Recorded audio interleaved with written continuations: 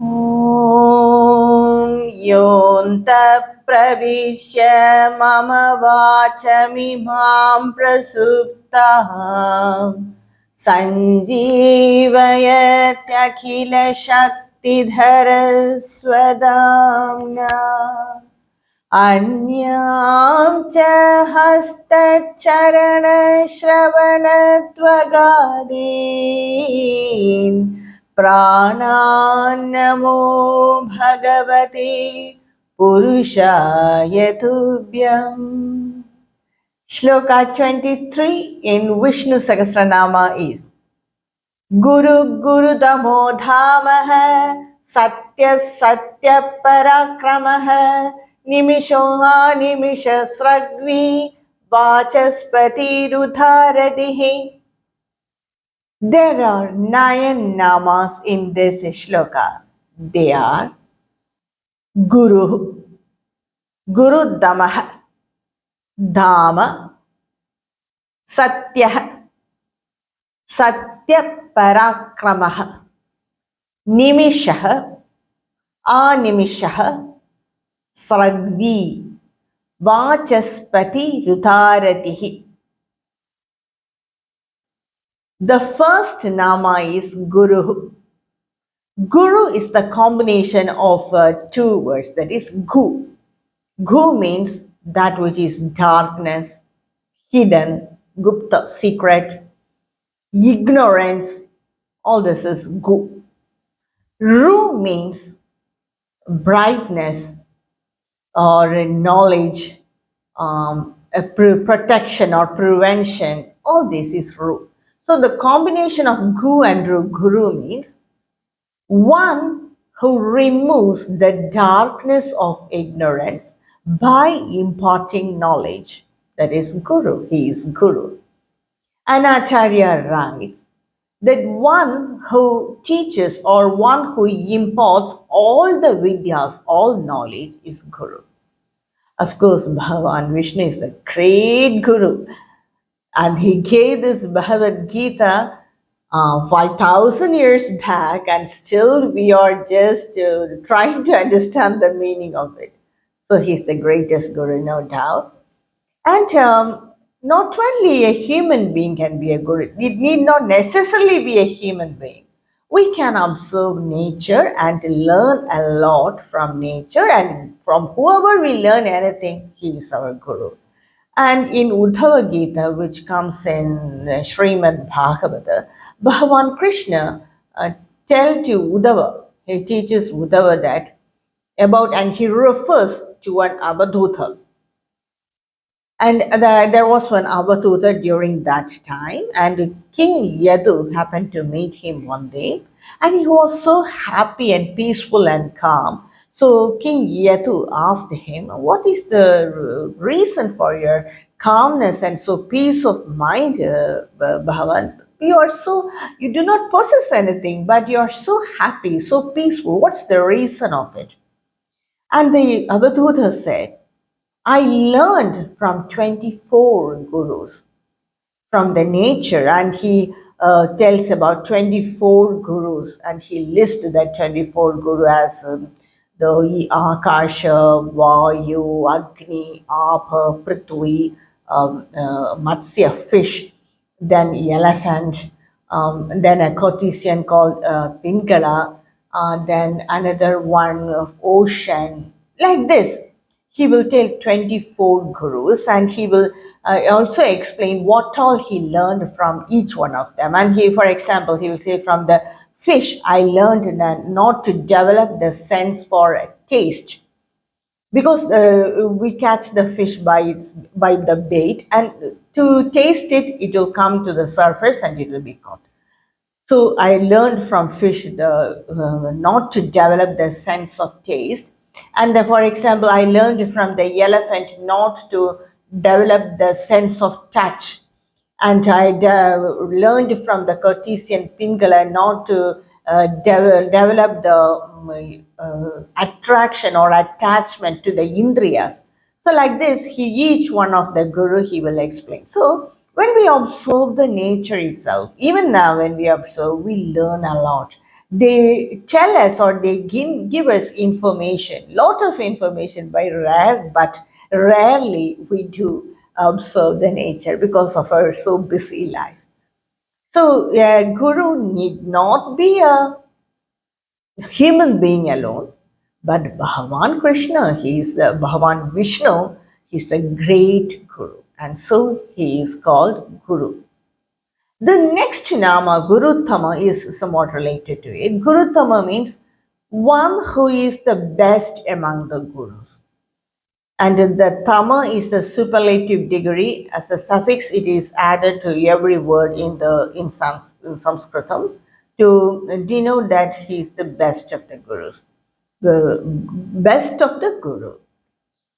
And Bhagavan Vishnu, he teaches the Brahma Vidya, which is the supreme knowledge. Among all the knowledge, Brahma Vidya is the best and supreme. And he teaches that, and so he is the best among the gurus. And the reference is given in the Svetasvatara Upanishad, chapter 6 and Shloka 18. It says, Yo Brahmanam Vidadhari Purvam यो वै वेदांश्च प्रहिणोति तस्मै तं ह देवात्मबुद्धिप्रकाशम् मुमुक्षुर्वै शरणमहं प्रबध्ये. It says that this is shloka, that is this mantra from the Svetashvatara Upanishad. It says, that is the Lord, he manifested first the creator, that is Lord Brahma.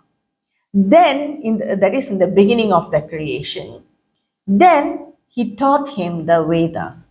And he taught him the Vedas, and he let that Bhagavan, he illumine my intellect, and I surrender to him. So that's the meaning of this mantra. And here it is said that Bhagavan Vishnu, he created this universe in this beginning, and he created Lord Brahmaji also. And he taught or imparted the Brahma Vidya to Lord Brahmaji. And he is the greatest of the Guru because he taught Brahma Vidya to Lord Brahma itself. And he is the supreme Guru, and so he is called Guru Tama. The next nama is Dhamma, means it has three meanings. One is he is effulgent, light. The next meaning is he is the abode of all the living beings. And the third is he is the abode of all the desires. And for the meaning, he is the effulgence, that is the light. The reference is given in the Mahanarayana Upanishad and section 13, mantra 4. It says, Narayana Parajodihi, he is that effulgence. Narayana, he is that effulgence. Atma Narayana Paraha, this Atma is Narayana. So in this mantra it says Narayana Parojodihi. He is that effulgence, that supreme effulgence, or that great light, supreme light. And so he is called Dhamaha. And the next meaning, he is the final abode of all the beings, and that the reference is given in the Bhagavad Gita, chapter 10, that is the Vibhuti Yoga, in the 12th mantra. It's Sloka, it says, Arjuna Uvacha Param Brahma Param Dhama Pavitram Paramam Bhavan. Param Brahma, you are that supreme Brahman. Parandhama, you are that supreme abode.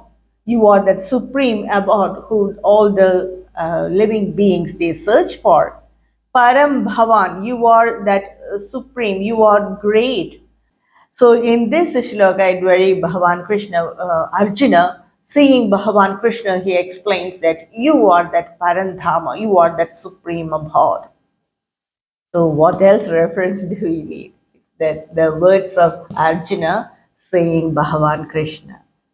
So that's the meaning of the word Dhamaha, supreme light, effulgence, final abode, and he's also the final abode of all desires, because whatever desire we have, Even the materialistic desire, or even if we want mukti, we go to Bhagavan and worship him in different ways. And he is that final goal to be achieved by each and every jiva. The next nama is Satyaha. Acharya writes, Satyasya Satyam. He is the truth behind all the truths, and so he is Satyaha. And he is the same in the past, present, and the future. He doesn't change, and that is the biggest Satya. And in Srimad Bhagavata, a very deep explanation is given for the Nama Satyaha. That is Skanda 10, chapter 2, Sloka 26. It clearly explains Satyabratam Satyaparam Trisatyam Satyasya Yonim Nihidam Cha Satye Satyasya Satyamruda Satyanetram Satyatmaham Tvam Sharanam Prapanna.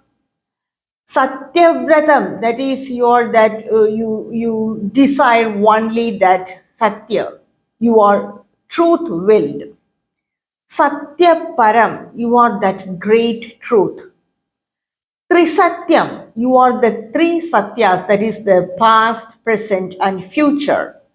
Satyasya Yonim, that is the truth itself is born from you. Nihidam cha Satya, you are embedded in Satya. Satyasya Satyamritam, you are established in Satya. Satyanetram, your eyes are a truth. It reveals the truth. Satyatmaham, that is, you are truth itself. There is nothing else in you other than truth. You are that truth itself. Tvam Sharanam Prabhanna, I take refuge in you. So this is a very beautiful verse, and this is the hymn of Brahma. Once Brahma went to see Bhagavan Vishnu, and he was reclining on Ananta, and seeing him, it just came from the heart of Lord Brahma, these verses. So this is from the this is the words of Lord Brahma, the hymn of Brahma that comes in the Skanda 10, chapter 2, Srimad Bhagavata. So this is a very profound shloka about the nature of Bhagavan Vishnu. He is Satya, Satya alone and nothing else. So that's the meaning of the Nama Satya. What else do we need to explain the Nama Satya? The next Nama is Satya Parakrama. Satya means truth. Parakrama means valor. One who is valor is truth and unimpeded is Satya Parakrama. The next Nama, that is the sixth Nama, is Nimishaha. Nimisha means, actually, Nimisha is the time taken by our eyelids to close, just like that. That is the Nimisha. But here in this context, it means one who has always, whose eyes are always closed. It doesn't mean Bhagavan Vishnu is sleeping or not caring about anything. Here, the meaning for this closing of eyes is, Bhagavan Vishnu, he always is in the yogic slumber. By that, he is united with this universe. And so he always closes his eyes and reclines on Ananda. But all the time, he is meditating on this creation, or not even meditating, he's just in union with this creation. But if we lie down like that, we will almost snore. But Bhagavan Vishnu, he is in that deep state of unity with this entire creation. So that's the meaning of the Nama Nimishaha, one whose eyes are always closed. That is the exact meaning.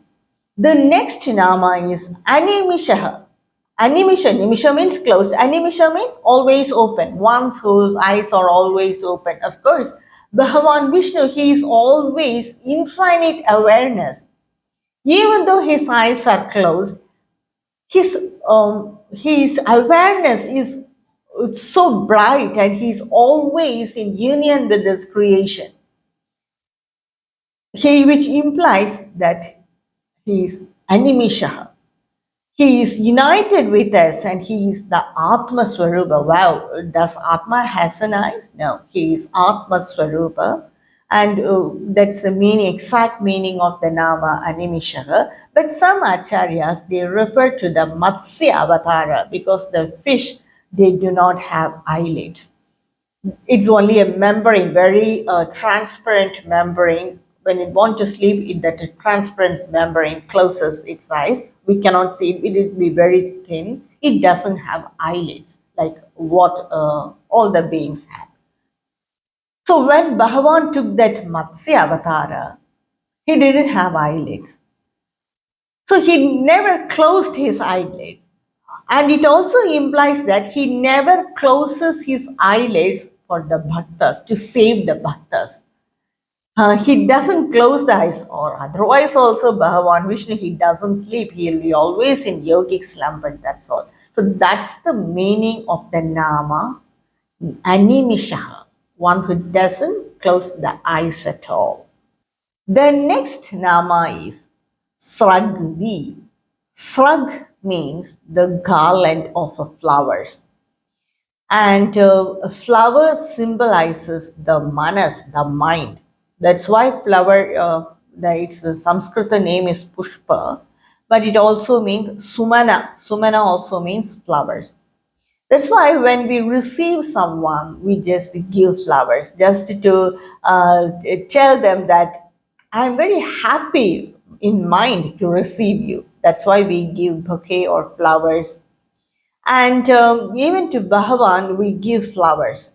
It's a practice in almost all in all the Indian temples. They just give flowers, whatever flowers it may be. Some temples, they accept some flowers, some they reject some flowers. So according to that temple rules, all the bhaktas, they give flowers, just to indicate that my mind, I surrender my mind to you. I give my mind to you. We do Pushparjana or Pushpanjali in temples to that main deity of that temple, just to indicate or to symbolize that my mind is united with you. With that time, during the Archana time, we tell, or the priest inside that temple, they tell the 108 namas or 1008 namas describing the nature, attributes, and the guna of Bhagavan. So when we tell each of that guna or the nama, and by that when we offer the flower, by each time we are offering our mind to Bhagavan. It indicates that.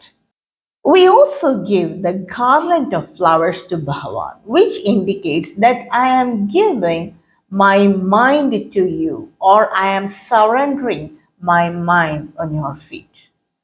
Even in Indian weddings or in the marriage ceremonies in India or in Hinduism, they exchange the garland of flowers. The bride and the groom, they exchange the garland of flowers. The bride, she places the garland of flowers on the neck of the groom. By that, she indicates that I am uniting my mind with you. And the same is also repeated by the groom. He also places a garland of flowers on the around the neck of that bride, which indicates that I am uniting my mind with you. After all, marriage is a ceremony. After that, the groom and the bride, they unite their mind, and the rest of the life they lead, or they go through the samsara by this union of mind. So to Bhagavan also we do the same. And you might have noticed that Bhagavan Vishnu, he wears a very long garland, which is the combination of 5 types of flowers, or the flowers that are of 5 different colors. And that name of that mala is Vaijayanti mala. So what that does, that different colors or different types of flowers indicate is That is, that it indicates the five Panchabhutas: Akasha, ether, Vayu, air, Agni, that is fire, Apa, water, Prithvi, earth or matter. So, this universe, which is the combination of these five elements, and the mala around Bhagavan Vishnu's neck, or that Vaijayanti mala, it indicates that Bhagavan is wearing the universe around his neck as a garland, which is the combination, this universe, which is made of the combination of these five basic elements. So that's the deep meaning of the Vaijayanti mala around Bhagavan Vishnu and around the neck of Bhagavan Vishnu. So Sragvi means one who wears that garland of flowers. That is, he wears the Vaijayanti mala. The meaning of Vaijayanti mala is this universe or this creation. And Srij also means create, to create. So Bhagavan Vishnu, he has created this universe, and so he is called Sragvi. So these are the two different interpretations for the Nama Sragvi. And the last Nama and the ninth Nama is Vachaspati Udaratihi. Some acharyas, they split this Nama as Vachaspati and Udaratihi. But Sri Adi Shankaracharya has combined these two Namas as one Nama, that is Vachaspati Udaratihi. Vachaspati means one who is a great orator, one who speaks well, teach well. And Udharatihi means one who has great knowledge or great intellect. So Vachaspati Rutharatihi means Bhagavan Vishnu, he has all that knowledge, he has great knowledge or has great intellect, and he teaches it to all the beings who approach him. So, Vachaspati means orator and Udharatihi means one who has great intellect. So, combining these two words, Bhagavan Vishnu has great knowledge, or he has all the knowledge. He knows about all the Vidyas, and the supreme among them is the Brahma Vidya. So, whoever approach him for whatever Vidya it might be, he teaches them or explains that about that knowledge very clearly, beautifully. So that's the meaning of this ninth nama. And the overall meaning of this shloka, that is the shloka 23 of Vishnu Sahasranama, is Bhagavan Vishnu, he is a great guru. And he is the best guru because he teaches Brahma Vidya. And he is the great effulgence, he is the final abode of all the beings, and he is Satya, Satya Swarupa, and his valor is truth. And his eyes are always closed, and he is in deep yogic slumber by which he is united with his creation. And he never closes his eyes, which indicates that he is always aware. He has infinite awareness, and he wears that Vaijayanti mala around him, and so he is called Sragvi. And Bhagavan Vishnu, he has all the knowledge, and he teaches that knowledge whoever approach him or worship him. So that's the concise meaning of this shloka, shloka 23 of Vishnu Sahasranama. I will continue with the next shloka in my next video. कायेन वाचा मनस्येन्द्रियैर्वा बुद्ध्यात्मना वा प्रकृते स्वभावात् करोमि यत् सकलं परस्मै नारायणायेति समर्पयामि। ॐ तत्सत्।